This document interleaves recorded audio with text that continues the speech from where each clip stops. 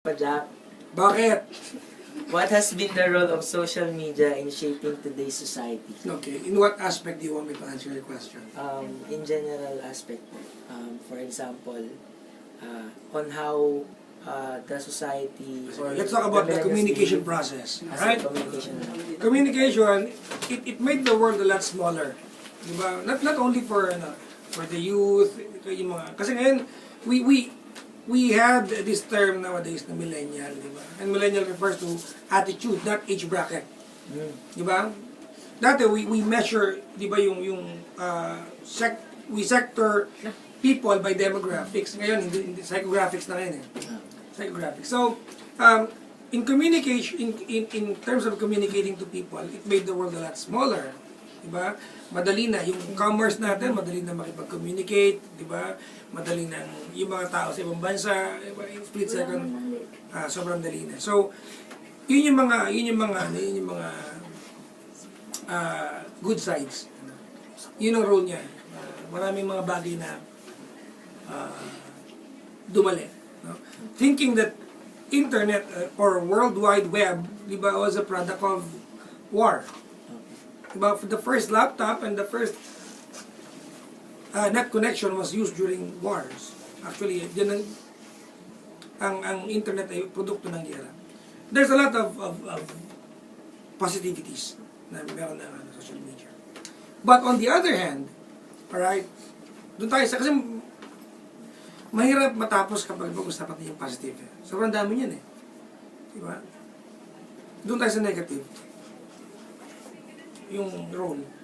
It made a lot of, particularly Filipinos, very opinionated. Diba? We came to a point that we placed our brains at the tips of our fingers.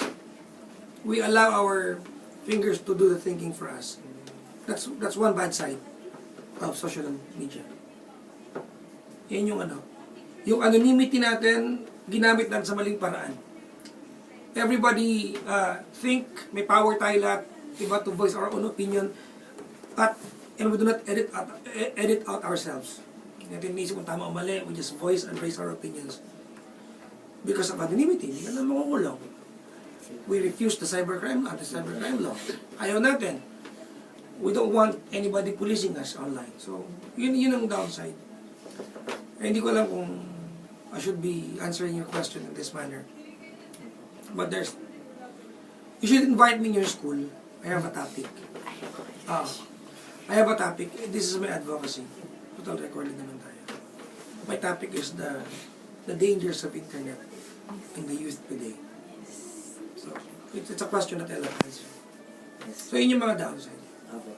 For the second question, what do you think will be the effect of social media in our society 10 years from now?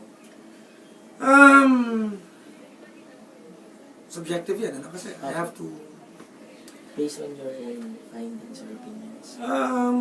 Siguro we are less and less expressive. Ngayon pala nangyayari na yun. We say I love you more often online than personally. Di ba? Yes. Ang pangit na niya. Sometimes, you appreciate people on their Facebook wall rather than saying it personally, which is, I don't think it's necessarily a good thing. So, 10 years from now, baka mas malala pa. No? You know, internet, social media is actually a tool for communication. But we have degraded our ability to communicate. Ironically. And on the technical side, ang pangit din kasi, it made the culture of writing obsolete. Ang papangit na ng mga sulat ng bata ngayon, why? We are more into typing letters than writing. Diba? Some schools in the US would prefer to use notebooks, touchscreens, rather than allow students to write, which is a bad thing. The culture of writing is almost obsolete. So I don't know what will happen 10 years from now. Di ba? Everything is automated. my worry is about our core as human beings. Our core. Yung pagiging tao natin. Baka mawala. We have migrated almost completely. Ngayon pa lang, ha? Ang bilis. Our lives online. That sometimes we do stupid things for no reason at all. Diba? Tama? The word bashing is actually a jargon to a lot of people in the advent of technology, of internet. Hindi natin lang yung word na bash. Hindi yung common term, tama ba? But everybody, di ba? Almost everybody is doing it right now. And we know the word bashing. It's a negative term. But at some point, we are all guilty of it. And it feels like it's not a crime. But really, it's a crime to humanity. So I don't know, I fear, for mga kabataan, what will happen 10 years from now. 10 years lang kasi lumipas eh.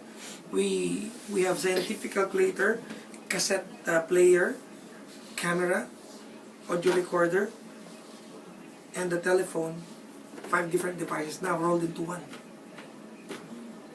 Yung very rapid yung changes. I don't know what will happen 10 years from now. Nasa inyo yan, mga millennials. How are you going to use the tools that you have right now? I don't wanna guess. And, Yun na? for the last question, Ooh! Sabi dalawa na. being hailed numerous times as the best DJ in the Philippines. Hailed? Wow. What is your message and advice to all your avid fans, supporters, especially the millennials? I don't want to say I have fans, I have friends. Yung plastic. Actually, I have fans. Hypocrite to yan. And ano na lang, wag na yung sa mga fans, sa mga estudyante na lang. I think it's more meaningful. Sa mga estudyante, mag-aaral kayo. The only reason why you go to school because you're a student, period. Not to become a girlfriend, not to become a boyfriend, not to become barkada. The reason why you go to school, because you're a student. Yes. That's the first priority. If you cannot do that, di ba, and prioritize that, there's no point going to school. Stay at home and do the laundry. Ganun kasimple. So, sa mga estudyante, learn to dream big and aim high. Right? If you aim high, aim for the universe, kapusin ka man, you might land on the moon. Malayo ka na rin. Ang ganda. Tweet natin later yun. Tweet niyo. Ma-mention po kita. So yun lang, mga estudyante. Aral mabuti. Yun lang po. Thank you po. Thank you po. Thank you po. Thank you ka din. Thank you. Papicture. Ayoko. Uy, ayaw